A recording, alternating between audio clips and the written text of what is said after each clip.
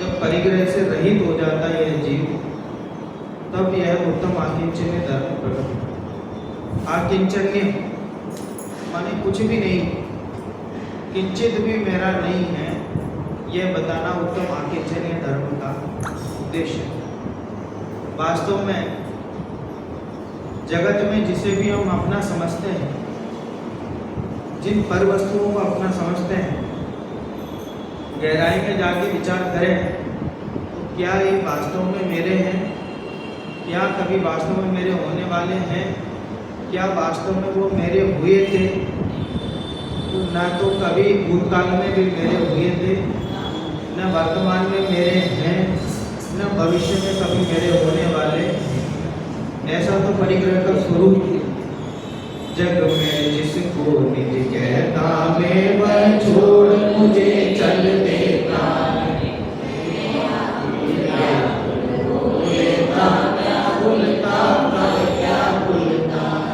जग में जिसको निज कहता मैं वह छोड़ मुझे चल देता। जिसको मैं निज कहता हूँ वो सब मुझे छोड़ के चले जाए, तो वह निज है क्या?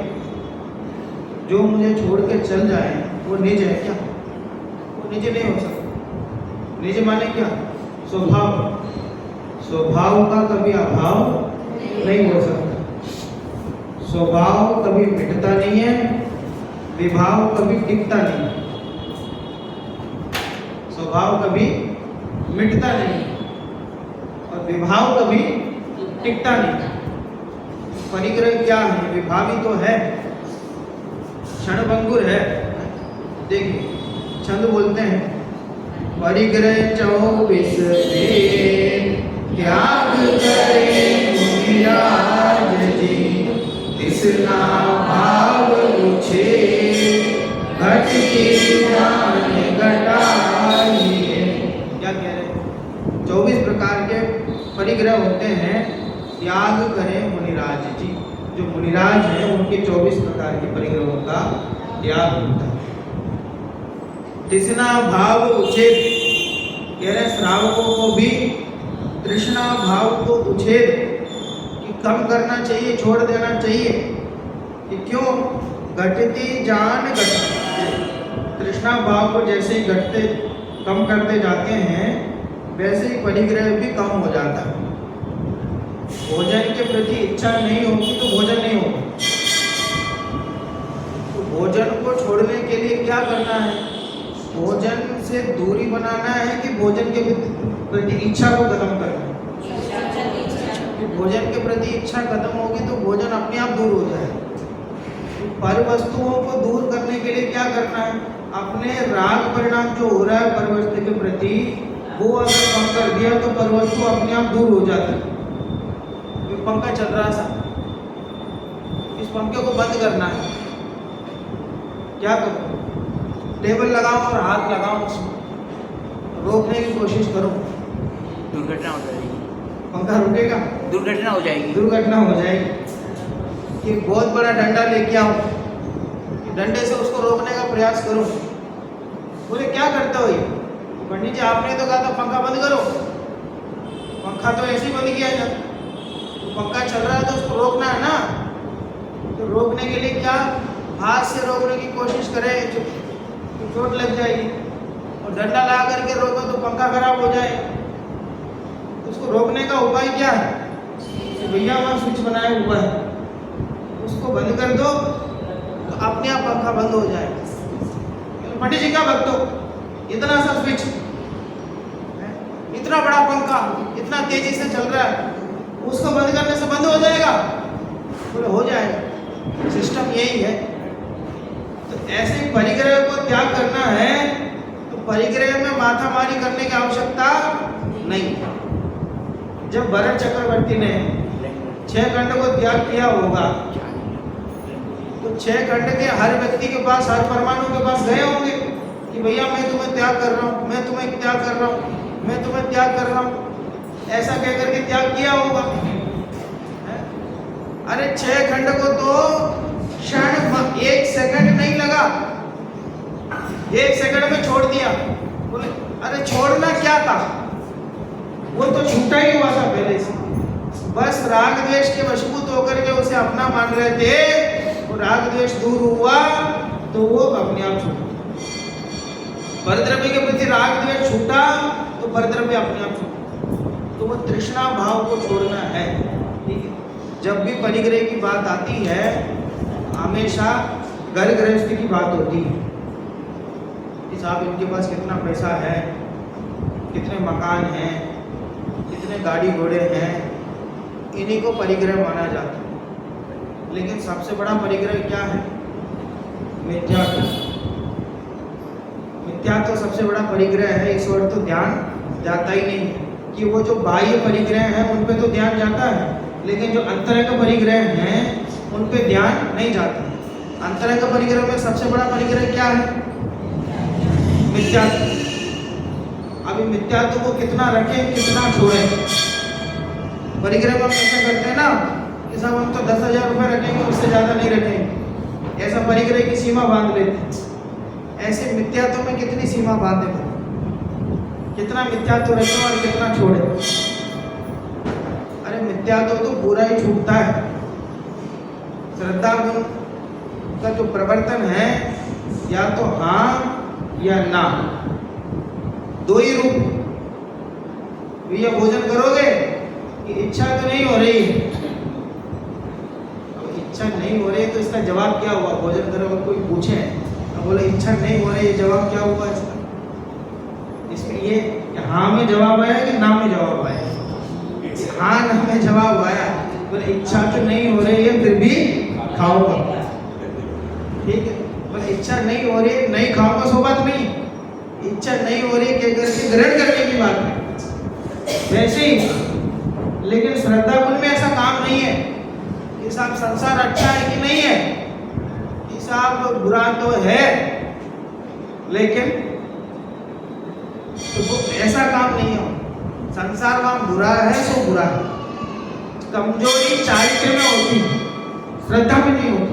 श्रद्धा तो या तो उसका मुख या तो इस तरफ है या पीछे की तरफ, ये की तरफ है।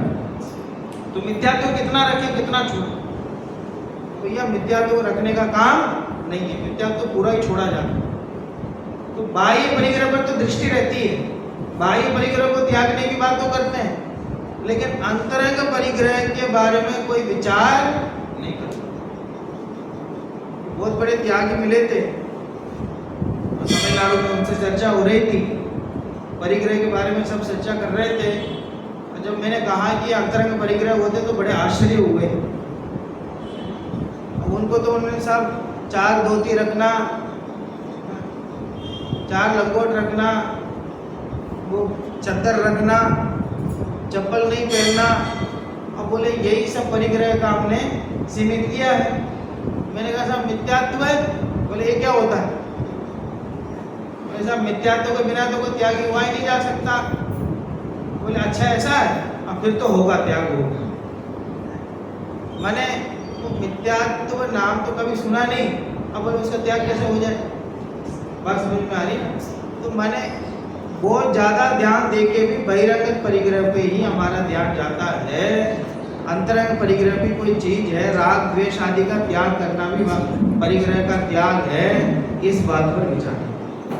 इतना पैसा हमने सीमित कर लिया, इतना तो कहते, कभी ऐसा कहते हैं कि साहब हमने इतना क्रोध करना कम कर दिया, इतना राग करना कम कर दिया, वो भी परिग्रह है ना।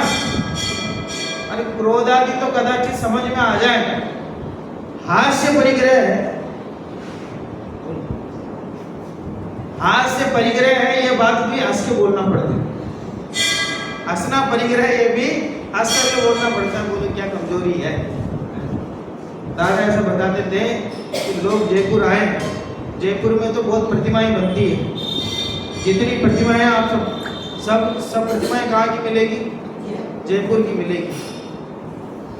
तो लोग आए, खास करके जो गुजरात से लोग आते हैं, गुजरात में हर तीसरे आदमी का नाम हसमुख होगा, तो गुजरात से लोग आए तो दादा से कहें कि साहब प्रतिमा लेना है? बोले साहब ठीक है। तो बोले बहुत अच्छी हसमुखी प्रतिमा थी, हसमुखी प्रतिमा चाहिए। अगर वो प्रतिमा होगी तो हंसमुखी नहीं होगी, और हंसमुखी होगी तो प्रतिमा नहीं होगी। क्यों? हंसना तो कषाय है और भगवान तो वीतरागी है। भगवान तो वीतरागी है, और वीतरागी की जो मुद्रा है वो हास्य रूप नहीं होती, वीतरागी होती है मुद्रा। तो हास्य भी कषाय है, जो जो उसे ठाके ला के हंसते हैं वो कभी विचार करते हैं ये भी परिग्रह है, हंसने के नाम भी परिग्रह है। अरे पंडित लोगों का ठिकाना नहीं है, और तो कोई काम करने नहीं देते, हंसने में भी पाबंदी लगा दो। ये काम तो ढंग से कर रहे थे उसमें भी पाबंदी लगा दो, क्या कमी हो गई? नीचे बैठ के सुनना अपराध है क्या? हर चीज को ही अपराध बता दे। अरे हम थोड़ी कह रहे हैं ये 25 प्रकार के कषाय में और ये परिग्रह में 24 प्रकार के परिग्रह में हास्य नाम का भी परिग्रह है। कभी विचार किया? पर अंतरंग परिग्रह पे तो ध्यान जाता ही नहीं है। परिग्रह के नाम पर केवल बाह्य परिग्रह को ही हम सीमित करते रह जाते हैं, और बाह्य परिग्रह में भी 10 चीजें गिनाई है, 10 चीजें गिनाई है, उनमें से भी एक केवल पैसा ही परिग्रह बन के रही है। सीमित करते तो किसको करते हैं? पैसों को ही करते हैं, बाकी चीजों पे नहीं करते। बाकी चीजें चाहे कितनी भी रहे। अरे परिग्रह है किसमें आता है? 5 पाप होते हैं, उसमें 5वां पाप क्या है? परिग्रह। परिग्रह मतलब 5वां पाप हुआ ना, तो फिर वो जो भी हमारे पास सामग्री है वो पाप है ऐसा मानते हैं? जो अपने पास सामग्री है गहराई में जाके देखे तो 5 प्रकार के पाप में परिग्रह को पाप कहा गया है। हम कितने ही सीमित कर ले, कितने ही सीमित कर ले, है तो वो पाप ही। किसान तो एक मकान में रहेंगे, 10 कपड़ा ही, 10 जोड़ी कपड़ा ही उपयोग करेंगे, सब कह रहे कितने भी सीमित कर लो, है तो पाप ही। हमें बोलेंगे साहब मैं तो पूरा गिलास जहर नहीं पीऊंगा, बिल्कुल इतना सा जहर पीऊंगा। अरे भाई कितने ही जहर पियोगे, मरना तो उसमें तय है ही। तो ऐसे परिग्रह चाहे वो कितना भी हो वो है पाप पे। सबसे पहले परिग्रह को पाप मानना जरूरी है। गुरुदेव तो पूरी जिंदगी क्या कहते रहे? धूल है, धूल है। बाह्य परिग्रह को संपत्ति को क्या कहते रहे? धूल है। गाड़ी की मुबारकबाद देना, किसी ने गाड़ी ली उसकी मुबारकबाद देना, हाँ, तो उसमें क्या दोष लगता है? अब वो तो देखो एक सामान्य व्यवहार है, जैसा आपने कह दिया वैसे कह दिया, कोई बड़ी बात नहीं है। पर अंदर में अपन ऐसे परिग्रह को अच्छा मान करके कि नहीं नहीं ऐसी वृद्धि होनी चाहिए। कोई गाड़ी लेके आया, बोले बेटा सैकड़ों गाड़ी लो तुम, ऐसे क्यों भैया? ये काफ़ी नहीं है क्या? है एक अच्छी है। तो वो ऐसे अगर ऐसी भावना परिग्रह बढ़ाने की भावना से दे रहे हैं तो गलत है। लेकिन अगर सामान्य व्यवहार है, कोई अपन आसपास पड़ोस में रहते हैं, समाज में रहते हैं, तो एक सामान्य व्यवहार तो निभाना पड़ता है। किसी को आपने दे दिया तो फिर ऐसे कोई बड़ा दोष उसमें नहीं है। पर उसके पीछे परिग्रह बढ़ाने की भावना हो आपकी जानबूझ करके तो वो गलत है। चलिए, उत्तम आकिंचन गुण जानो, परिग्रह चिंता दुख ही मानो, पास तनक सीतन में सारे, चाहन कोटि की दुख भारे। क्या कह रहे हैं? उत्तम आकिंचन गुण जानो। उत्तम आकिंचन बहुत बड़ा गुण है। परिग्रह चिंता दुख ही मानो। परिग्रह और परिग्रह की चिंता दोनों ही दुख का कारण है। कि जब तक परिग्रह है तब तक कोई सुखी नहीं हो सकता। विकल्प तो आता ही है, परिग्रह रहे। हमें सोचा साहब परिद्रव्य तो कोई करता धरता नहीं है किसी का, परिद्रव्य तो किसी का करता धरता नहीं है। ऐसा होने पर भी जब तक परिद्रव्य अपने पास रहता है, जब तक हम नहीं छोड़ते हैं, तब तक उसकी चिंता तो रहती ही रहती है। परिग्रह नाम ही चिंता है, आकुलता का काम है। ठीक है, और परिग्रह नहीं होना भी चिंता का कारण है, क्योंकि परिग्रह नहीं है। परिग्रह इकट्ठा करना उस बात के लिए तो निरंतर दुखी होता रहता है। कि जिस व्यक्ति के पास परिग्रह नहीं है वो तो सुखी होगा ना, वो तो धर्मात्मा होगा ना। वो भी नहीं है, क्यों? उसे परिग्रह की इच्छा है, तो परिग्रह जोड़ने की इच्छा है। परिग्रह जोड़ने की इच्छा वो भी दुख का कारण है, और परिग्रह मिल जाए वो भी दुख का कारण। चिंता तो होती है संभालने की, पहले सोचते साहब गाड़ी हो तो बढ़िया है, अब गाड़ी खरीद ली। पहले तो साहब एक साइकिल रह जाए उसी में ऐसा लगता था गांव में कि साहब बहुत बड़ा व्यक्ति है, कि ऐसे गांव में एक आध किसी के पास साइकिल हुआ करती, और घर घर में गाड़ी आज तो गाड़ी है तो वो उसकी चिंता तो होती है ना। वो लेके आ गए, घर पे लेके आए, यहाँ दिल्ली लेके आए तो पहली चिंता शुरू होगी साहब किसके यहाँ खड़ी करें, बाहर रोड में तो या दिल्ली में तो बड़ी समस्या, तो कहाँ खड़ी करें तो लोग बोलते साहब ज़्यादा क्या बोलो, पहले तो जब गाड़ी नहीं थी लोग बोलते यार गाड़ी तो लो कम से कम, ये गाड़ी तो अपने पास रखो। तो गाड़ी ले ली, फिर गाड़ी खड़ी रहती, लोग बोलते यार खड़ी रखने के लिए ली क्या गाड़ी, तो क्या करें फिर, तो चलाओ उसको। चलाए तो बोलते यार जब देखो गाड़ी में चलाते रहते हो, तुम हमसे नहीं मिलते हो। भाई लोग तो जो हम करते हैं उसको विपरीत ही बोलते हैं, उसके अनुकूल कभी बोलते नहीं। तो गाड़ी रहती है तो फिर वो चिंता रहती है कि साहब कभी ये हो गया, कभी वो हो गया, ऐसा हो गया। जब तक परिग्रह रहता है तो चिंता करनी पड़ती है। विवाह हमने किया समझो, अब उसके बाद बच्चे हुए, अब बोले साहब नहीं मैं तो नहीं संभालूंगा बच्चों को, मैं तो नहीं करूँगा, फिर ये विवाह क्यों किया। बात समझ में आ रही ना। तो परिग्रह है तो तत्संबंधी आकुलता तो होगी ही होगी, परिग्रह का होना ही आकुलता का लक्षण है, ठीक है।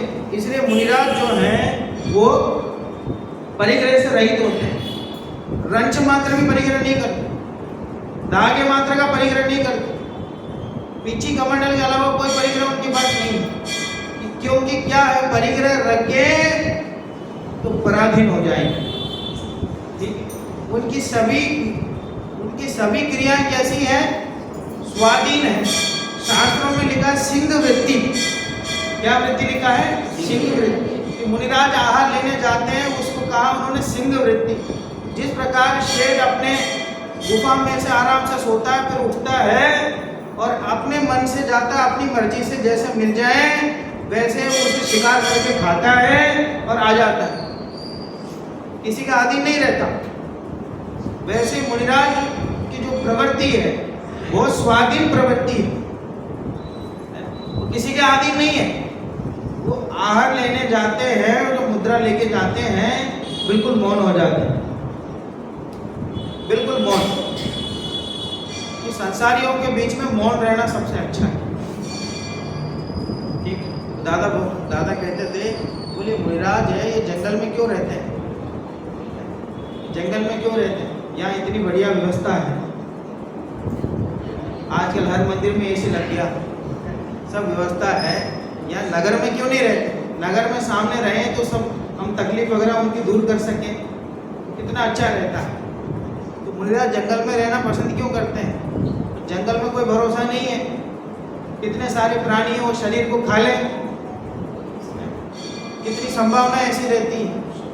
तो बोले कि जंगल के प्राणियों से तो इतना ही डर है कि वो शरीर को खाते हैं, वो तो चल जाएगा, शरीर तो उनका ही, लेकिन ये जो नगर के प्राणी हैं ये दिमाग खाते हैं। जंगल के प्राणी शरीर को खाते हैं और नगर के प्राणी दिमाग खाते हैं। मुनिराज के लिए शरीर से ज्यादा उपयोग क्या है, दिमाग है, उपयोग है। तो इसलिए उसको बचाने के लिए जंगल में एकांत में चले जाते, महाराज ऐसा कर दो, महाराज ऐसा कर दो, महाराज वो कर दो, ये कर दो। अरे ये सब काम तो छोड़ के गए हैं, ये सब काम अगर उन्हें करना होता तो वे गृहस्थ में रहते। तो ये छोड़ के वे तो अपने आत्म कल्याण के लिए गए हैं, अपने आत्मा के आश्रय से झरता हुआ जो प्रचुर आनंद धारा है उसका अनुभव करने, उसका आनंद लेने गए हैं। अब ये जाकर के उसमें कुछ ना कुछ बाधा डाल देता है, इसलिए वो दूर रहते हैं। जब आहार लेने जाते हैं तो पूर्णतः स्वाधीन। मुनिराज की कोई क्रिया ऐसी नहीं है जिसमें कोई पराधीन उनको होना पड़े, वो स्वाधीनता से अपने हिसाब से जाते हैं, मौन लेके जाते हैं, किसी से कुछ कहते नहीं हैं, और सामने जो वो नियम लेके जाते हैं वैसा नियम मिल जाए तो आहार लेते, नहीं तो नहीं लेते, ठीक है। कि पहले नियम ले लिया उन्होंने, वो नियम मिला हुआ तो अंदर जाते हैं, अंदर जाके भी सीधे नहीं ले लेते हैं, वो नवदा भक्ति देखते हैं, नवदा भक्ति देखते हैं, और नवदा भक्ति देख करके वो श्रावक जो है वो सचमुच पात्र जीव है कि नहीं है, सचमुच वो आहार देने की भावना उसके अंदर है कि नहीं है, देव शास्त्र गुरु के प्रति सम्मान भाव है कि नहीं है? नहीं तो कोई बुला तो ले, वो मैंने कहा था ना वो ककड़ी कितनी महंगी है, कोई ककड़ी खिलाए और नहीं अपन नहीं खाए तो बोले साहब ककड़ी तो बहुत महंगी आ रही है, क्यों नहीं खा रहे हो आप?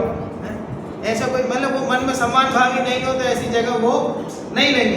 तो पूर्णतः स्वाधीन प्रक्रिया है, तो खड़े होके आहार लेंगे, बैठकर नहीं लेंगे। पूरे गृहस्थ में तो क्या शिक्षा दी जाती है? बैठ के खाओ, बैठ के खाओ। पहले मम्मी कहती थी बैठ के खाओ, बैठ के, तो बाद में पत्नी कहने लगी बैठ के खाओ, बैठ के खाओ। तो पूरे गृहस्थ में तो बैठ के खाना सिखाया, लेकिन मुनिराज खड़े होकर आहार लेते। अरे इतना कम आहार करते हैं तो एक बार शांति से बैठ के खाने में क्या कह रहे? गृहस्थ का घर बैठने जैसा नहीं है। गृहस्थ के घर में एक बार बैठ जाएंगे तो विकता के अलावा और कुछ नहीं होगी। काजल की कोठरी में कैसे ही शयान हो जाए, एक दाग लगे सो लगे ही, मतलब कोई भी हो। तो इसलिए वो संसार की बात में तो उन्हें रसी नहीं है, इसलिए बोलते ही नहीं है। पूरी आहारचर्या करके वापस नहीं आ जाते तब तक तो बोलते ही नहीं। जैसे ही एक माँ की बोला तो उसका 100 मतलब निकल जाएगा, इसलिए पूर्णतः स्वाधीन हो। इसलिए खड़े होकर आहार करते, भैया ज़्यादा देर तुम्हारे यहाँ रुकना नहीं है, फटाफट आहार करके निकल जाए, पूर्ण स्वाधीन। बोले साहब खड़े होके तो आहार करते हैं कोई बात नहीं, लेकिन हाथ से आहार करते, कर पात्र में आहार करते, कर पात्र से आहार लेते हैं।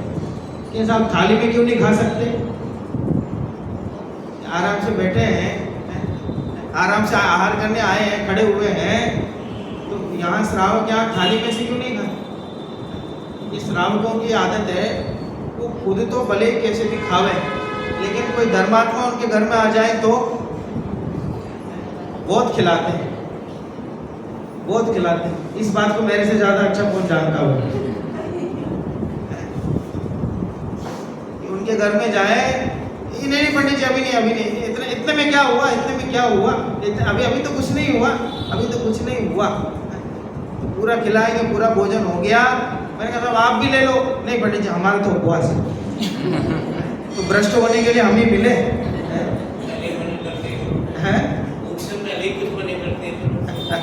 अरे मना करने कहाँ देते हैं? हम तो जब 2 रोटी खाने की योग्यता हो तो 1 रोटी पहले ही मना करना शुरू कर देते हैं, 1 रोटी पहले मना, क्योंकि हम जानते हैं कि गाड़ी वहीं जाके रुकेगी, पता है। तो वो श्रावक तो खुद तो समझो कैसे भी खाए, सब धर्मात्माओं के लिए चांदी की थाली, सोने की थाली सब सजा के लिए, और इतनी बड़ी थाली लिया है तो ऐसा लगे 10 लोग बैठ करके खा ले आराम से एक थाली। तो इसलिए श्रावकों को अगर तुमने दे दिए, ये इजाज़त दे दी कि आप सजा के ले आओ, तो एक बार तो एक नियम मैंने ले लिया, एक ही रोटी खाऊं। 10 लक्ष में कोई काम ही नहीं रहता, एक रोटी खाऊं। अब उनने देखा सब पंडित जी तो एक ही रोटी खा रहे, तो अगले घर में गया, अगले दिन तो रोटी का आकार बढ़ गया, फिर अगले दिन गया तो रोटी का और बढ़ गया। बोले एक ही रोटी तो है, बोले एक ही रोटी तो है, अब वो एक रोटी रह गई क्या अभी? तो इसलिए अब कोई जबरदस्ती साहब एकदम थाली में रख दिया और पहले से सजा के लिया है सब उसमें, अब उसमें से क्या हटवाने नहीं पड़ी है चलते।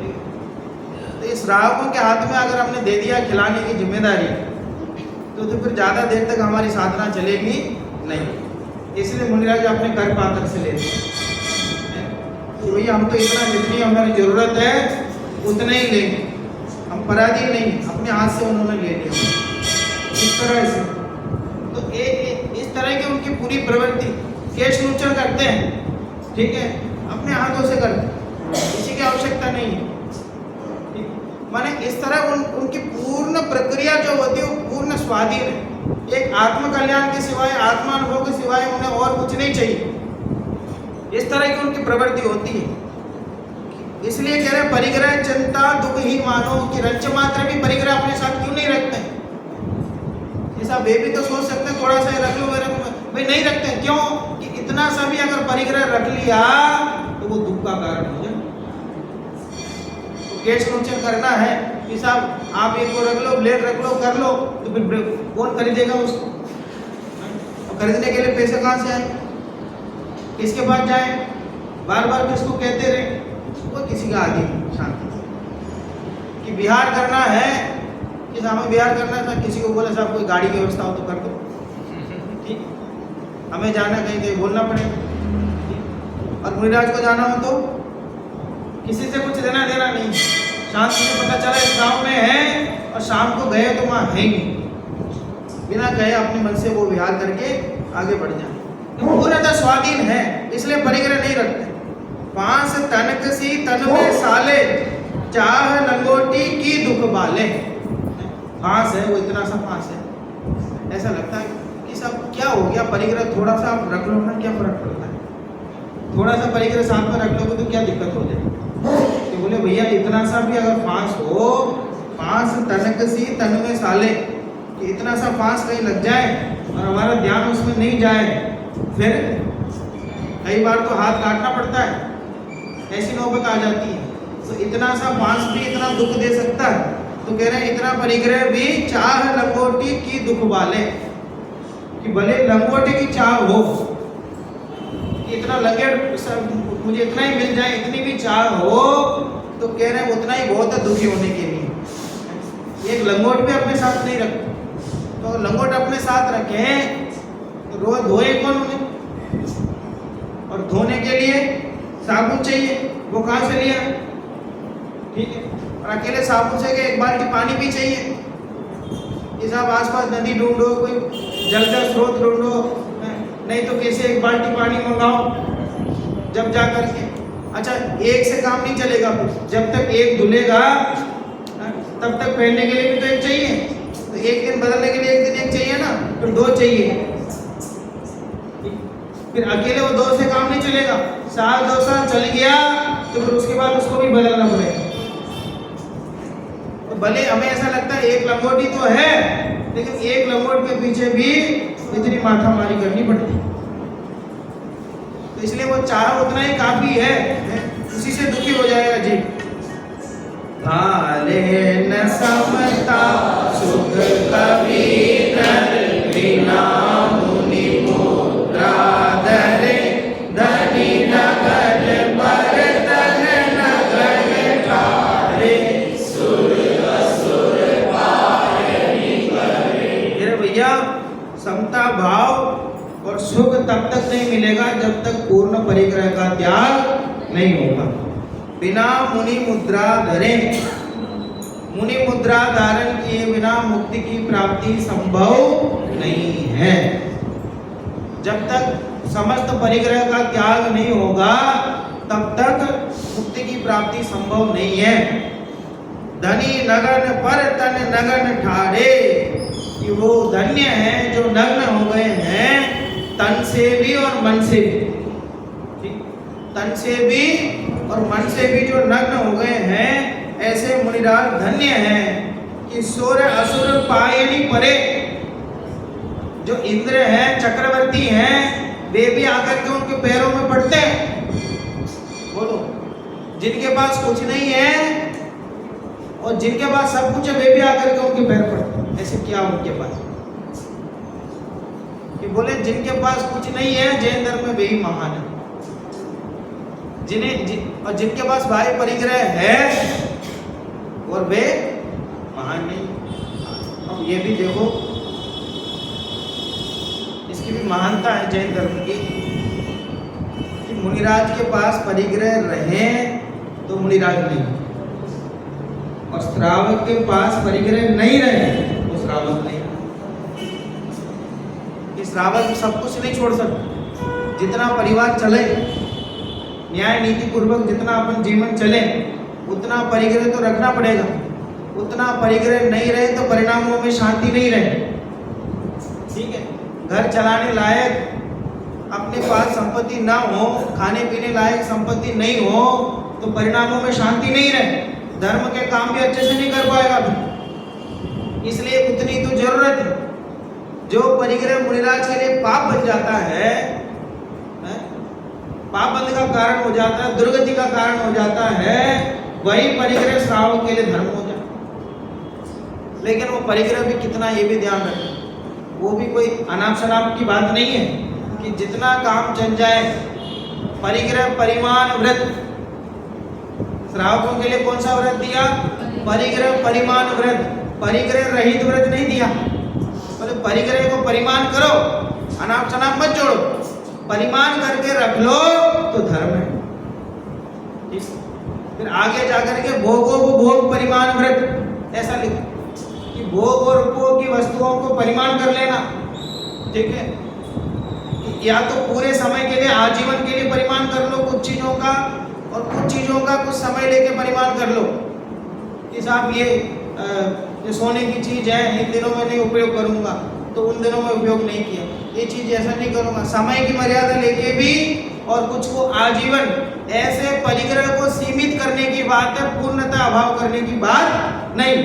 कोई गृहस्थ में ये बोले नहीं नहीं परिग्रह तो बुरे हैं, मैं तो सारे परिग्रह छोड़ता हूँ, ऐसा छोड़ दे। और गृहस्थी नहीं छोड़े, रहे गृहस्थ में ही, गृहस्थी में रह करके ही सारे परिग्रह छोड़ दे, बहुत दुखी हुए। बस समझ में आए, बहुत दुखी हुए। और बोनूर हिल में है ना, वहाँ पे जहाँ बुद्धगुंग आचार्य की तपोभूमि है, तो एक त्यागी मिले थे, बहुत दुखी हो रहे थे। बोले साहब बहुत तबीयत बहुत खराब है, एक्सीडेंट वगैरह हो गया था, वहाँ इलाज हुआ, कि समाज वाले कर ही नहीं रहे, आप बोलो समाज वालों। मेरे से अपेक्षा कर रहे थे आप समाज वालों को समझाओ, मेरी भर्ती कराएं अस्पताल में और मेरा इलाज कराएं। मैंने कहा आपका परिवार नहीं है क्या? बोले क्या बकते हो? बोले हम तो त्यागी हैं, हमारे परिवार वाले कहाँ से होंगे? मैंने कहा साहब परिवार वाले क्यों नहीं होंगे? जब गृहस्थ में है तब तक तो परिवार रहता ही है, और ब्रह्मचर्य प्रतिमा उसके आगे भी घर पे रह करके सारा काम करने का विधान है। वो अनुमति त्याग प्रतिमा होती है ना, तब तक भी वो समझो निरंतर वो अपने घर में ही रहते हैं। उद्दिष्ट त्याग का तब त्याग, उद्दिष्ट आहार का त्याग होता है, उद्दिष्ट प्रतिमा जब होती है तब वो घर से निकलते हैं। बोले साहब तो नहीं, बोले ऐसा नहीं, आपकी कौन सी प्रतिमा है? बोले प्रतिमा तो वहाँ पे मंदिर में, प्रतिमा की जानकारी नहीं, अब प्रतिमा की कुछ आता पता नहीं है, और समाज के आश्रित हो गए हैं, और समाज की भूल निकालते हैं कि हमारा ध्यान नहीं रखते। बोले भाई ये तो समाज की अच्छी बात है कि सबका ध्यान रखता है, और शास्त्र की अपेक्षा देखें कि वास्तविकता क्या है, उस पर विचार करना चाहिए। तो वो अगर कोई गृहस्थ हो और सारा परिग्रह छोड़ दे तो इस प्रकार दुखी हो जाए, तो समाज के आश्रित हो जाए। तो गृहस्थ तो जितना अपना काम चल जाए, जितने में अपना काम निकल जाए, इतना परिग्रह तो उसको रखना ही चाहिए, अन्यथा परिणामों में शांति नहीं मिलेगी। कोई आजीविका तो कोई ना कोई उसको करनी पड़ेगी। बात समझ में आ रही ना? अगर मन से सब कुछ छूट जाए तो सबसे अच्छा, उससे बढ़िया क्या है? परिग्रह छूट जाए तो उससे बढ़िया बात क्या बात? परिग्रह के प्रति ममता छूट जाए तो मुनि दीक्षा ले ले, उससे बढ़िया बात क्या है? लेकिन जब तक तृष्णा का अभाव नहीं हुआ है, ममता नहीं छूटी है, कि तब तक न्यायपूर्वक आजीविका करके, न्यायपूर्वक कमाई करके कुछ अपने पास संपत्ति रखे, जिससे अपने परिणाम धर्म के प्रति भी लगे रहे। अब हाथ में पैसा नहीं होगा, अब मान लो मैं जिनकी बात कर रहा था वो एकदम इलाज के पीछे पड़ गए, तो फिर वो धर्म ध्यान कर पाएंगे? धर्म ध्यान नहीं कर पाएंगे। कि जब तक अपने हाथ में कुछ इस प्रकार की व्यवस्था नहीं हो, धर्म ध्यान नहीं होगा। तो इस तरह बहुत संतुलन इसमें चाहिए कि कितना परिग्रह रखना, कितना नहीं रखना, कि जितने में अपने परिणाम संतुष्ट रहे। कि साहब हमारे परिणाम तो संतुष्टि नहीं होते कभी। मैंने एक बार कह दिया कि साहब, एक ने पूछा कितना परिग्रह रखना चाहिए? जितने में अपने परिणाम संतुष्ट रहे उतना रखना है। बोले हमारे परिणाम तो संतुष्ट नहीं, 3 लोग आ जाए तो परिणाम संतुष्ट नहीं। उसको परिणाम संतुष्ट होना नहीं कहते हैं, ठीक है? वो तो इच्छा है, तृष्णा है, उसका तो कभी अभाव हो नहीं सकता। परिणामों में संभाव रहे उतनी तो आवश्यकता है। ठीक है, उतनी बात तो हमें भी समझ में आ जाती है कि कितना चाहिए। ठीक है, जितने में घर चल जाए आराम से, उतनी आजीविका न्याय नीति पूर्वक हम करें और घर चलाएं, उतना परिग्रह को तो फिर भी उन्होंने स्वीकार किया है। लेकिन जब मुनि बन जाएंगे तब उतना भी छोड़ करके हमें मुनि बन जाना है। इस प्रकार की बात इसमें आई है। घर माहि तिसना जो घटावे, रुच नहीं संसार सो, बहुधन बुरा हो भला कहिए, मीन पर उपकार सो। घर माहि तिसना जो घटावे, किसकी बात हो रही है? श्रावक की बात हो रही है। श्रावक है, घर पे रहे तो तृष्णा घटाए, परिग्रह को रखें पर तृष्णा नहीं रखें, तृष्णा भाव नहीं रखें। रुचि नहीं संसार सो, इस संसार के प्रति भी रुचि नहीं रखें। कि गृहस्थ का काम भी बहुत टेढ़ा काम है। मैं तो कई बार ऐसा कहता हूँ कि मुनि धर्म फिर भी थोड़ा आसान है, गृहस्थ का धर्म थोड़ा कठिन है। अपेक्षा समझना पहले, ऐसा मत बोलना कि सब क्या बोलते हो आप। मुनि धर्म जो होता है, मुनि जो बनते हैं, वो केवल उनका एक ही उद्देश्य है, क्या है? आत्म कल्याण, आत्मानुभव। जगत से उन्हें कुछ लेना देना नहीं, अपने आत्म कल्याण के लिए सब कुछ छोड़ करके वो निकल गए, आत्म ध्यान में लीन है। उनका तो एक ही काम। अभी गृहस्थ है, इसको आत्म कल्याण की भावना भी मानी है, आत्म कल्याण का काम भी करना है और गृहस्थ भी संभालना है। इसको दो नावों पे सवार होना है। ठीक है, माने धर्म को भी साथ में लेके चलना है और साथ साथ परिवार का भी ध्यान रखना है। ये काम है। तो ये थोड़ा सा कभी ऐसा दोनों में संतुलन चाहिए। परिवार में ज्यादा ध्यान दे दिया, धर्म को ध्यान नहीं दिया तो संतुलन बिगड़ गया। बहुत ज्यादा धर्म पे ध्यान दे दिया और परिवार पे ध्यान नहीं दिया तो भी संतुलन बिगड़ गया। बराबर परिवार पे भी ध्यान और धर्म का भी बराबर आश्रय, ये इन दोनों पे बराबर संतुलन बनाए रखना, ये श्रावक का काम। इस अपेक्षा से ये कठिन है, वो सरल है। और बाकी आत्मलीनता की अपेक्षा तो सबसे बढ़िया है। ठीक है, तो ऐसा संतुलन चाहिए कि अरे घर माहि तिसना जो घटावे, घर पे तो रहे। भरत जी घर में वैरागी, भरत जी हैं तो घर में ही वैरागी है। कि दो चार सैनिक बाहर बात कर रहे थे कि बोले यार इनके तो बहुत मजे, भरत चक्रवर्ती 6 खंडे हैं इनके पास, 96,000 रानियां, 32,000 घोड़े हैं, 32,000 देव, हाँ मुकुटबद्ध राजा।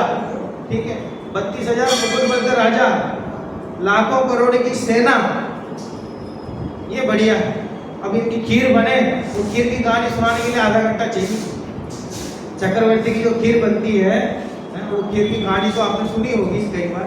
ठीक है, हाँ, 365 दिन अलग अलग रसोइयों की टीम, सब कुछ होता है। तो वो 4 सैनिक बात कर रहे थे, बोले बहुत मजे हैं इनके तो भैया। अंदर से आदेश आया, ये अंदर बुला रहे हैं, चलो। राजा ने बुलाया, घबरा गए, क्या हुआ? बोले भैया क्या बात कर रहे हैं? कि साहब ऐसी ऐसी बात कर रहे, गलती हो गई, क्षमा करो। बोले कोई बात नहीं। हाथ में एक दीपक दिया, दीपक जलाया और पूरा तेल भर दिया उसमें लबालब। और बोले तुम इनको जाके दिखा के लाओ हमारी पूरी संपत्ति, महल घुमा लाओ, रानियों से मिला लाओ सबसे। ठीक है, खुश हो गया। बोले एक शर्त है कि दीपक नहीं बुझना चाहिए, कि तेल नहीं गिरना चाहिए। अच्छा, तेल रख दिया था, तेल नहीं गिरना चाहिए नीचे, ध्यान रखना। बोले साहब गिर जाए तो? बगल में सैनिक खड़ा है तलवार लेकर, ठीक है, वो कहा सब ठीक है, और गया, सब जगह दिखा के गए। सुबह से रात हो गई, रात से फिर सुबह हो गई, सुबह से रात हो गई, 2-4 दिन पूरा घूमा, फिर आया। बोले क्यों, आनंद आया? बहुत। कैसा लगा? कैसी संपत्ति है? महाराज मेरा ध्यान तो इसी में ही था, कहीं गिर नहीं जाए, आपका सैनिक बहुत खतरनाक है। मेरा ध्यान तो इसी पे था। बोले ऐसी बात है कि भरत जी संपत्ति के बीच में तो रहते हैं, सबको यही दिखाई देता है कि संपत्ति के बीच में रहते हैं, लेकिन उनका ध्यान कहाँ है? अपनी आत्मा में, अपने आप में। बाहर से संपत्ति दिखाई देती है तो भी अंतर है। वैसे गृहस्थ में रह करके क्या कह रहे हैं? घर माही किसना जो घटावे, रुचि नहीं संसार सो। कि अगर वो अपने आत्मा में नहीं रहते तो फिर वो कपड़े बोलते बोलते केवल यह नहीं होता। वो इस बात का प्रमाण है, वो घर में भी वैरागी थे। आत्मलीनता का अभ्यास उनका था, नहीं तो फिर तुरंत मोक्ष कैसे होता? अंतर्मुहूर्त में केवल ज्ञान कैसे हो जाता? बात समझ में आ रही ना? वो अभ्यास था। वैसे ही हम भी गृहस्थ जीवन जीवे तो ऐसा जीवे कि जिस दिन छोड़े तो उसके अगले दिन से ही मुनि धर्म अंगीकार करें तो कोई परेशानी नहीं है, कोई परेशानी नहीं है। ठीक है, नहीं तो पहले अभ्यास करो फिर जाओ, वो काम नहीं। अभी गृहस्थ में भी ऐसी स्थिरता रहे, संसार के प्रति अरुचि रहे कि लोगों को तो लगे कि संसार में रचपच रहे, लेकिन अंतरंग से नहीं रचपच। तो जिस दिन छूटे तो उस दिन छूटे, तो उस तरफ मुड़ के भी नहीं देखे, ऐसी मान्यता हुए। जैसे कभी कभार अपन प्रवचन सुनते हैं ना, तो प्रवचन सुनते हैं तो पूरा लगता तो ऐसे पूरे ध्यान से सुनते हैं, लेकिन जब यहाँ से बाहर जाते तो उसके प्रति एकदम वितरागी हो जाते हैं ना कि क्या आया क्या नहीं आया। बोले ऐसे तो संसार के प्रति रहना है, ऐसे संसार के प्रति रहना है कि लोगों को लगे तो सही ये संसार में रचपच रहा है, लेकिन अंतरंग से संसार में कोई जुड़ा भी नहीं है। जिस दिन संसार छोड़े तो ऐसा लगे भैया कल तक तो ऐसा लग रहा था कि संसार में रचपच रहे, आज देखो कैसा वैराग्य हो गया। बहुधनु बुरा हो भला कहिए लीन पर उपकार सो। बहुत धन होना तो पाप का ही कारण है, पर थोड़ा धन वो भी भला है जो दूसरों के काम में आवे, धर्म आदि काम में लगाए, पात्र जीव को देवे, ऐसे में अगर लगे तो बहुत बढ़िया। ठीक है, तो धन आदि का उपयोग कैसे करना है इसमें बताया। बोले साहब अपने उपयोग के लिए तो लगाओ, वो फिर भी ठीक है, और धर्मात्मा धर्म के कामों में लगाओ, वो बहुत बढ़िया है, लेकिन जो भोग आदि में लग गए वो तो किसी काम के नहीं।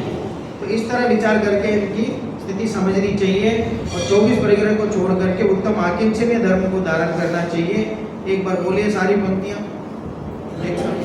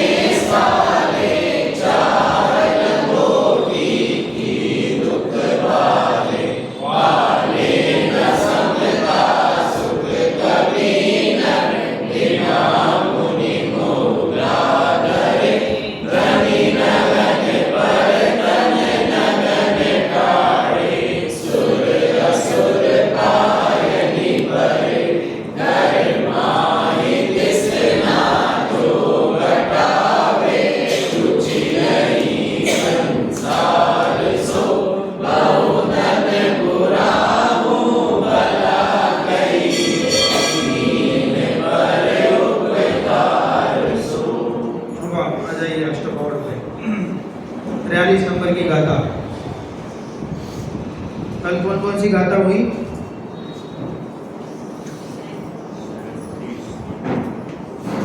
कल का कुछ ख्याल में नहीं है? 37 और एक 14 नंबर 37 और 38 दोनों का पद्याम हम बोलते हैं एक बार, जिनके पास ग्रंथ आ गया निकाल लें। 152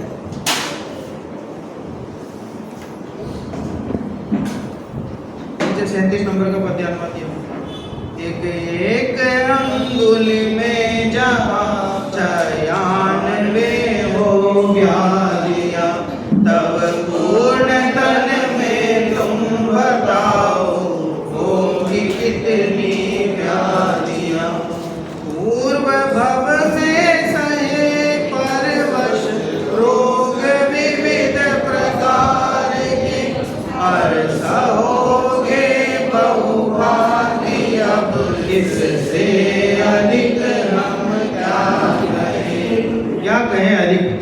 कितना कहें, 84 पाउड लिख दी, अनेक आचार्यों ने कह दिया, तीर्थंकर ने कह दिया, बोले कितना कहें, ज्यादा क्या कहें, कितना समझाएं, इतना कहने के बाद भी संसार में रुचि नहीं हुई, क्या करें। टोडरमल जी ने तो ऐसा लिखा कि जिस संसार भय से तीर्थंकर आदि डरे, क्या लिखा, जिस संसार भय से तीर्थंकर आदि डरे, तू नहीं डरे, तू लगता है तू बड़ा सुबट है, क्या लिखा, सुबट, और तुझे संसार की चिंता नहीं, क्या कर। देखो 43 नंबर की गाथा पर आइए, अपनी परिग्रह की भी बात हुई ना, उससे भी जुड़ी बात है, बहुत अच्छी गाथा है। आगे कहते हैं जो कुटुंब से छूटा वह नहीं छूटा, भाव से छूटे हुए को ही छूटा कहते हैं। भाव विमुक्तो मुक्तो नय मुक्तो वायुमित्येन ये भावि मूल उज्जसु गंधम अभ्यंतरम धीर। परिवार मुक्ति मुक्ति ना मुक्ति वही जो भाव से ये जान करे आत्मन को छोड़ अंतर वास। देखिए भाव विमुक्तो मुक्तो, जो भाव से विमुक्त हुआ है वही वास्तव में मुक्त है। ग्रह त्यागी कौन है? जिसने ग्रह को छोड़ दिया वो ग्रह त्यागी है, कि जिसने गृहस्थ पने को छोड़ दिया वो ग्रह त्यागी। टोडरमल जी ने शब्द लिखा ना, गृहस्थ पना लिखा, गृहस्थ नहीं लिखा। गृहस्थ तो कई लोग छोड़ देते, अपने परिवार से परेशान होकर कोई गृहस्थ छोड़ दे, वो ग्रह त्यागी कहलाएगा क्या? नहीं, वो ग्रह द्वेषी कहलाए। कि ग्रह के प्रति गुस्सा आ गया, पत्नी से परिवार से परेशान हो गया, भाग गया, घर छोड़ दिया, तो बोलो ग्रह त्यागी नहीं है। तो भाव विमुक्तो या मुक्तो कह रहे हैं जिसने भाव से ग्रह को छोड़ा, गृहस्थ पने को छोड़ा, वही वास्तव में मुक्त है। नय मुक्तो बंधवाई मित्तेन, कह रहे हैं नय मुक्तो बंधवाई मित्तेन। बंधव माने रिश्तेदार और मित्रों से जो मुक्त हो गया तो वो मुक्त नहीं है। ठीक है, कभी कभार क्रोध आता है तो भी मुक्त हो जाते हैं। तो रिश्तेदारों को नहीं जाता मैं, क्यों नहीं जाते? आप जाते तो झगड़ा करते हैं इसलिए नहीं जाते। तो फिर वो जाना तो बंद हो गया, वो मुक्त तो हो गया, लेकिन वो वैसी मुक्ति नहीं है जैसे भावपूर्वक। जितने तीर्थंकर सब यहाँ से मोक्ष गए, अनंत जी, जितने जीव मुनि दीक्षा लेके गए, उन्हें संसार के प्रति कोई द्वेष था। जितनों ने मुनि दीक्षा ली उन्होंने संसार को बुरा जानकर दीक्षा ली। बोलो साहब, संसार को बुरा मान के दीक्षा लेंगे तो दीक्षा का आधार क्या हुआ? द्वेष हुआ ना। बुरा किसको मानते हैं? नरक गति के भय से किसी ने दीक्षा ली हो तो सही दीक्षा है क्या? कि नरक गति में दुख है? नरक गति में दुख है कि नहीं है? है? मैं कहता हूं नहीं, नरक गति में दुख नहीं है। नरक गति में रहने वाले जीवों की परिणति में दुख है। नरक गति में बाकी और भी तो जीव हैं, एकेंद्रिय आदि जीव, वो तो ठसाठस भरे हुए हैं 3 लोग में। तो नरक गति में रहने वाले जो एकेंद्रिय जीव हैं वे भी वैसे ही दुखी हैं जैसे नारकी दुखी है। वो वैसे दुखी नहीं है। तो फिर वास्तव में दुख तो उस जीव की परिणति में है, क्षेत्र में दुख नहीं है। नरक गति तो क्षेत्र हुआ ना, उसमें कहाँ दुख है? सिद्धशिला में सुख है कि नहीं? अब वो सिद्धशिला में रहते भी नहीं है, तनुवात वाले में रहते हैं। तनुवात वाले में वहां सुख है कि नहीं है? वहां नहीं है। वहां जो एकेंद्रीय जीव रह रहे होंगे वो वैसे सुखी होंगे जैसे सिद्ध है? नहीं, सुख तो उस जीव की परिणति में है। तो वैसे ये कह रहे हैं कि वो वो गृहस्थ अपने रिश्तेदारी से तो छूट गया, लेकिन अंतरंग त्याग नहीं हुआ तो फिर वो वास्तविक त्याग नहीं। ये भावी उन इस प्रकार भावना करके उज्जसु त्याग करो। किसका त्याग करो?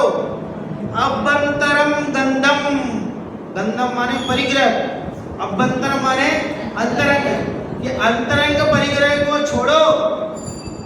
बाह्य परिग्रह को तो अनादिकाल से छोड़ते हुए आ रहे हो, तो उससे कोई फर्क नहीं पड़ा।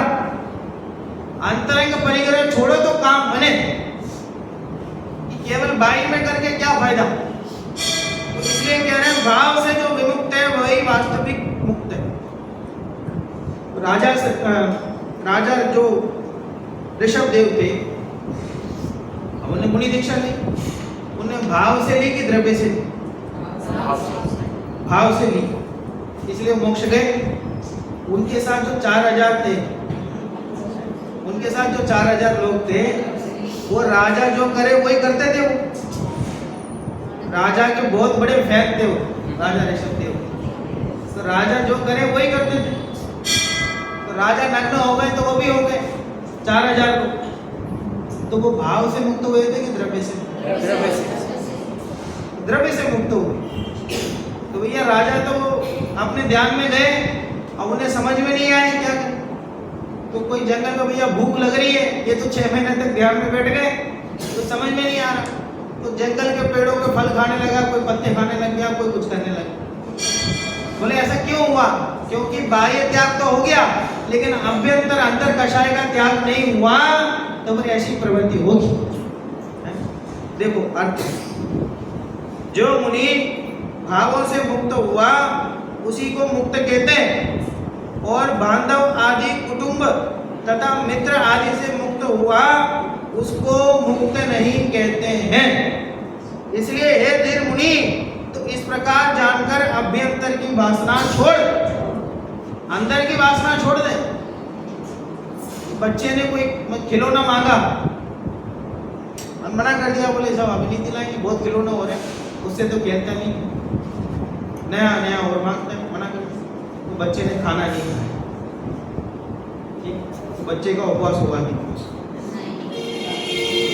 बोलो क्यों साहब? भोजन तो नहीं कर रहा ना, पानी भी नहीं पी रहा, ठीक है, तो उसका उपवास हुआ कि नहीं हुआ?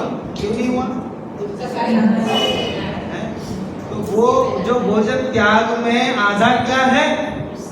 कषाय है, गुस्सा है कि आप नहीं दिला दो, ठीक है, इसलिए वो असली त्याग नहीं है। तो जैसे आप कह दोगे कि खिलौना हाँ दे देंगे, फिर तुरंत बनाओ, जल्दी बनाओ, भूख लग रही है, बात समझ में आ रही है? तो वो उपादेय बुद्धि नहीं छूटी, भोजन के प्रति उपादेय बुद्धि नहीं छूटी, तो फिर वो सच्चा उपवास नहीं हुआ। बोले ऐसे ही कि बाह्य त्याग तो कर दिया, बाह्य में परिग्रह का त्याग तो कर दिया, मुनि वेश तो अंगीकार कर लिया, लेकिन अंतरंग में ममता नहीं छूटी, ममत्व परिणाम नहीं छूटा, कषाय परिणाम नहीं छूटा। तो कह रहे हैं कि ऐसे त्याग का क्या मतलब? कह रहे कोई मतलब नहीं। इसलिए त्याग करना तो कषायों को त्याग करो सबसे पहले, फिर कषायों को त्याग करोगे तो बहिरंग में अपने आप त्याग हो। कोई व्यक्ति अगर शराब को बुरा माने, कोई व्यक्ति शराब पीता हो, शराब को बुरा माने, शराब से होने वाले नुकसान को समझ लें और अंतरंग से ही उसका राग छूट जाए, राग द्वेष छूट जाए, उसके प्रति ममत्व तो छूट जाए, तो फिर वो शराब की दुकान की तरफ जाएगा क्या? अंतरंग से ममत्व तो छूट जाए तो फिर उस तरफ जाएगा ही नहीं। और कोई व्यक्ति किसी के कहने से छोड़े, भैया बहुत शराब पीते हो, बंद करो बंद करो बंद करो, और बाप ये बोले कि देख शराब नहीं छोड़ेगा तो हम संपत्ति नहीं देंगे तुम्हारे नाम, ऐसे धमकाए, तो मजबूर होकर के शराब पीना छोड़ दे। तो पिताजी एक बार जाके आता हूँ, बोले कहाँ जा रहे हो? तो शराब की दुकान। तो क्यों जा रहे हो? कि शराब छोड़ने की खुशी में एक बार पी के आ जाता हूँ। तो किसी के कहने से या मजबूरी में त्याग करेगा तो भी उपयोग उसी का करेगा वापस जाकर। बात समझ में आ रही ना? सच्चा त्याग तो अंदर से राग देश त्याग करके होता है। देखो जो बाह्य बांधव कुटुंब तथा मित्र इनको छोड़कर निर्ग्रंथ हुआ, अभ्यंतर का ममत्व भाव रूप वासना तथा इष्ट अनिष्ट में राग द्वेष वासना ना छूटी तो उसको निर्ग्रंथ नहीं कहते, उसको निर्ग्रंथ नहीं कहेंगे। क्यों साहब, बाई में तो देखो, बाई में तो क्या कमी है, सब कुछ छोड़ दिया तो भी निर्ग्रंथ नहीं कहेंगे। टोडरमल जी ने बहुत अच्छे से लिखा 7वें अधिकार में, कुल क्रम से धर्म मानते। क्या कहा? कुल क्रम से। भैया मंदिर क्यों आता है कि साहब पिताजी आते थे इसलिए आते। पूजन क्यों करता है कि साहब पिताजी करवाते थे इसलिए करता। कि साहब प्रक्षाल क्यों करता है कि साहब पिताजी कराते थे इसलिए करता। जिंदगी भर ऐसे ही बोलते हैं। फिर मोक्ष किसको होगा? पिताजी को ही होगा, तुम्हें नहीं होगा। कुल क्रम से ही करता है। मुझे क्यों करना है इस बात की जानकारी नहीं, देखा देखी करता है। ठीक, कि साहब मंदिर दर्शन में क्यों जाते हैं कि साहब सब लोग जाते हैं इसलिए जाते। वो बच्चा प्रवचन में आया, उसको बुला के पूछा, कई बार बच्चों की परीक्षा लेता रहता हूँ मैं ऐसे, एक को बुला के पूछा, बतरा बोले क्यों आया प्रवचन कि भाई साहब वो सब बच्चे गए कमरे से। मैंने पूछा कहाँ जा रहे हो? बोले प्रवचन में जा रहे हो। तो मैं भी आ गया। निवेश नहीं देता है ऐसा, वो बहुत अच्छा है। उसको पूछा किसी को, तो बोले साहब हम तो ऐसे देखा देखी मैं, और मुख्य बिंदु लिखा। बोले इधर आओ, क्या कर रहा हो? वैसा प्रवचन सुन के लिख रहा हूँ। क्यों लिख रहे हो? सब बच्चे लिख रहे हैं इसलिए मैं लिख रहा हूँ।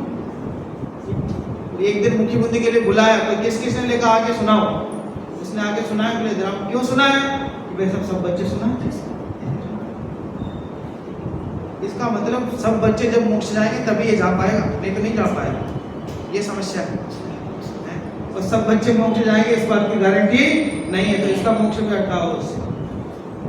सब करते हैं इसलिए करते हैं। अरे सब करते हैं, लेकिन तुम क्यों करते हो इसका कारण तो तुम्हें पता होना चाहिए। प्रवचन में क्यों जाते हैं? सब जाते हैं। क्यों सुनते हैं? सब सुनते हैं, हम सुनते हैं। तो वो सबके साथ मोक्ष कभी होने वाला नहीं। कि मैं अपने आत्म कल्याण के लिए जाता हूँ प्रवचन में, मैं अपने आत्म कल्याण के लिए जाता हूँ, अपने लिए जाता हूँ। जब तक अपना विषय नहीं बनेगा तो कुल क्रम से करता है, देखा देखी करता है, क्रोध मान माया लोभ आदि कषाय बस करता है। क्रोध मान माया लोभ। एक व्यक्ति मिले थे, कहीं करके गया था मध्य प्रदेश में, हमेशा मंदिर में रहते थे। मुझे बड़ा एकदम देख करके भाव आया, सम्मान भाव आया, आनंद जी ऐसे जमाने में लोग कहाँ मिलते हैं।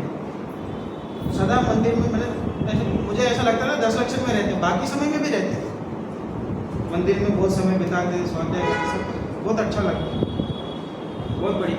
जाते जाते मैंने पूछा था इतना मन कैसे लग जाता आपको, यहाँ कैसे रह लेते? बोले पंडित जी क्या बताऊँ, घर से अच्छा तो यहाँ बढ़िया है। वह पत्नी के साथ माथामारी करने से तो अच्छा है यहाँ शांति से बैठे अपना मन का काम। पत्नी पीड़ित व्यक्ति आकर के वहाँ बैठ गया, तो वह आया तो सही, मंदिर तो आया, समय तो दे रहा है, लेकिन उसके पीछे कारण क्या है? कषाय है। ठीक है, अब वो धर्म तो कर रहा हो, कषाय वश कर रहा है। तो बोले कुछ काम का है क्या? कि नहीं। क्रोधवश किसी ने डांट दिया, तुम धर्म करके दिखाओ। बोले अच्छा कल आओ मैं बताता हूँ। ठीक है, क्रोधवश आ गया, कषायवश कर रहा, मायावश कर दिया कि आकर के प्रक्षाल आदि करेंगे, पूजन आदि करेंगे, तो उसके माध्यम से कुछ ना कुछ हो जाएगा, काम हो जाएगा, इनसे पहचान हो जाएगी, उनसे पहचान हो जाएगी, ये हो जाएगा। लोभ भी हो जाता है, भगवान का ध्यान रखेंगे तो देव हमारे ध्यान रखते, लोग देवों को ढूंढते मंदिर में। एक बात तो एक व्यक्ति आगे बोले, भाई साहब बोले देव कहाँ रहते हैं? बोले ये है ना सामने प्रतिमा, वितरागी देव यही है। अरे ये देव नहीं, वो बेहतर देव कहाँ रहते हैं? बोले साहब उनकी तो प्रतिमा नहीं रखते हम।